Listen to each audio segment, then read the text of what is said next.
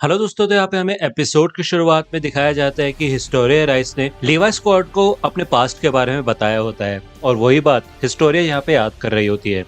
वो बताती है जब वो छोटी थी तब वो एक फार्म हाउस में रहा करती थी और उधर काम करवाया करती थी और उधर ही पली बढ़ी। वहाँ पे उसकी माँ भी मौजूद थी बट वो उसको ज्यादातर इग्नोर ही किया करती थी और बस पढ़ने में वक्त बिताती थी। जब हिस्टोरिया ने पढ़ना लिखना सीखा तो वो अपनी माँ की तरह बनना चाहती थी, इसलिए उसने भी बुक पढ़ना शुरू कर दिया। जितनी भी बुक्स उसने पढ़ी उसने यही देखा कि सारे पेरेंट्स अपने बच्चों से कितना ज्यादा प्यार करते हैं, वो उन्हें डांटते हैं, उनकी केयर करते हैं। लेकिन हिस्टोरिया ने ये सब अपनी जिंदगी में कभी नहीं देखा था। लेकिन एक दिन जैसे उसने पढ़ा था, हिस्टोरिया यहाँ पे अपनी मॉम को हक करने जाती है, लेकिन उसकी मॉम हिस्टोरिया को उठा के बहुत दूर फेंक देती है, जिससे कि हिस्टोरिया को चोट भी लग जाती है और उसकी नाक से खून निकलने लगता है। वो कहती है कि मैं बहुत ज्यादा डरपोक हूँ, वरना मैं तुम्हें मार डालती। लेकिन उसके बाद भी हिस्टोरिया खुश होती है कि एटलीस्ट इस बार उसकी मॉम ने उसे इग्नोर तो नहीं किया। उसके बाद उसने अपनी मॉम को कभी नहीं देखा क्योंकि वो कहीं और रहने चली गई थी।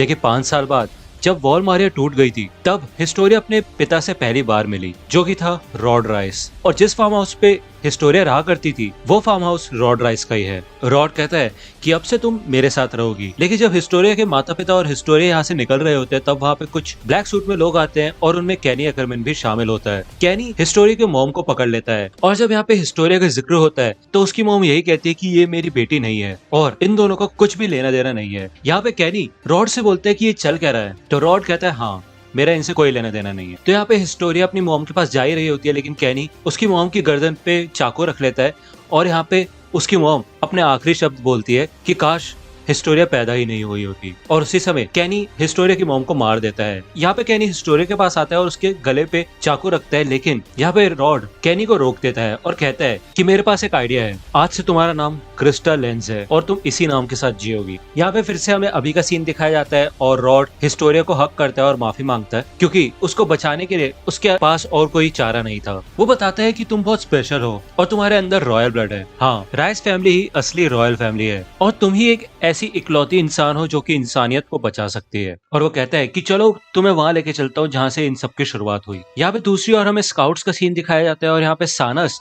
रैल्फ के पास जेल के अंदर वापस आ जाता है और वो रैल्फ पे हमला कर देता है। कहता है कि तुमने मुझे धोखा दिया, लेकिन हाँ जी इन दोनों को शांत कराती है और कहती है कि नहीं, उसने तुम्हें कोई धोखा नहीं दिया, वो तो बस हमारी लिखी हुई स्क्रिप्ट पढ़ रहा था और हमने उसके गले पे चाकू रख के सब पढ़वाया। तो यहाँ पे सानस काफी ज्यादा दुखी हो जाता है और कहता है कि इसका मतलब किंग को धोखा देने वाला राल्फ नहीं बल्कि मैं हूँ, और वो रोने लग जाता है। और वो हांजी से बोलता है अगली बारी तुम्हारी है, क्योंकि जो रोल हम प्ले कर रहे हैं उससे कोई फर्क नहीं पड़ता, जो चीजें होनी है वो तो होंगी ही। तो मैं तुम्हें बेस्ट ऑफ लक बोलता हूँ। जेल से बाहर आने के बाद हांजी ऊपर आती है और कमरे का दरवाजा बंद करके वहाँ पे कुछ टेबल्स होती है, उन पे लात मार के उन सभी टेबल्स को गिरा देती है क्योंकि उसको सानस पे गुस्सा आ रहा होता है। लेकिन लीवाई यहाँ पे खड़ा होकर हांजी को देख रहा होता है और कहता है क्या? तो हांजी बोलती है वो एक्चुअली मैंने कॉकरोच देख लिया था इसलिए। तो लीवाई कहता है कि इस हिसाब से जितनी तेज तुमने उसे लात मारी है उसको सबक मिल गया होगा, तो चलो अब बाकी मेंबर्स को इन्फॉर्मेशन दो। तो यहाँ पे हांजी बाकी स्क्वाड के पास आती है और वो बताती है कि एरन येगर को खा लिया जाएगा। एरन ने एमिर और बेटोल्ट के बीच में जो कन्वर्सेशन हुई थी उन सबको एक पेपर पे लिख के मुझे दिया था और थ्योरी ये है कि एमिर पहले एक माइंडलेस टाइटन थी, लेकिन उसने बेटोल्ट और रायनर के किसी एक दोस्त को खा लिया था। तो इस हिसाब से हमने आज से पहले कभी भी किसी टाइटन को, किसी इंसान को खाने के बाद इंसान बनते हुए नहीं देखा।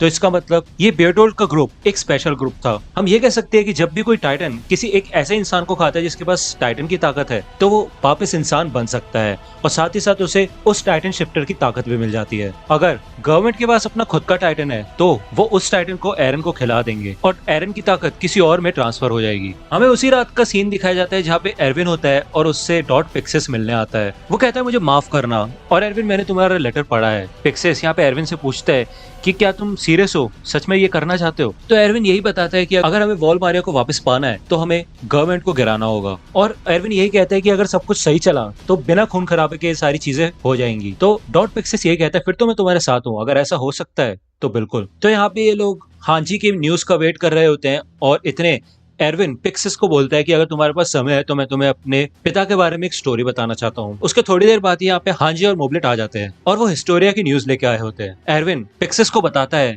कि असली रॉयल फैमिली कौन है और लीवाई स्कॉट पहले ही उनको बचाने के लिए निकल चुके हैं। एक बार ये सारा काम हो जाए तो हिस्टोरिया को क्वीन बना दिया जाएगा, जिसके बाद नकली राजा को अपना ताज वापस देना ही होगा। तो यहाँ पे पिक्सिस भी बात मान लेता है और इनके साथ जुड़ जाता है। जब यहाँ से पिक्सिस चला जाता है तो एरविन ने जितनी भी इन्वेस्टिगेशन की होती है राइस फैमिली के ऊपर, वो सारे के सारे पेपर्स वो हांजी को दे देता है। तभी वहाँ पे एक स्काउट आता है और वो कहता है कि फर्स्ट इंटीरियर स्क्वाड शहर के बीच में दंगा कर रहे हैं और वो ये कह रहे हैं कि एरविन स्मिथ ने मर्डर किया है। तो यहाँ पे एरविन हांजी को कहता है कि ये शहर छोड़ के निकल जाओ, क्योंकि मेरे को अभी भी स्काउट्स का चेहरा बना रहना है। और वो हांजी से कहता है कि मैंने स्काउट रेजिमेंट का नेक्स्ट कमांडर चुन लिया है और वो तुम हो। हांजी जोई, अब तुम्हारे हाथ में है स्काउट्स। तो दोस्तों, अगर आप अटैक ऑन टाइटन से रिलेटेड मर्चेंडाइज खरीदना चाहते हैं तो इन सब के लिंक आपको डिस्क्रिप्शन में मिल जाएगी, वहां से आप इनको खरीद सकते हैं।